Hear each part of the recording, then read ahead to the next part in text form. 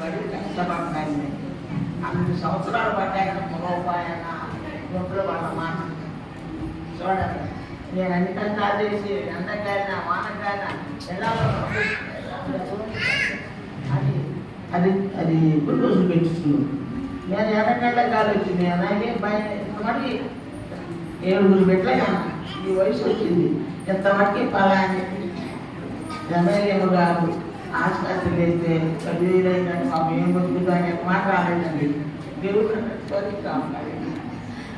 7 పెట్టిన స్థలం చూసి 2 పెద్ద కొడుకులు పోయారు. 3 కొడుకులు 2 పెట్టిన స్థలం ఉన్నారు.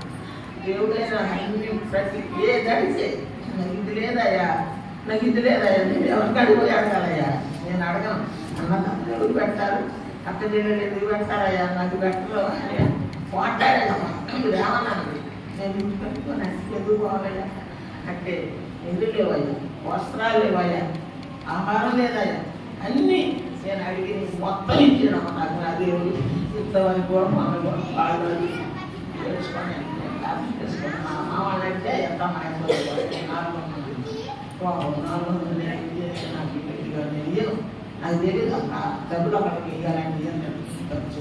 ఆయన ప్రార్థన చేసుకుంటే దేవుడు వాళ్ళు చేసుకుంటే ఆయనకి ఆశీర్వదించి చెప్పిన దేవుడికి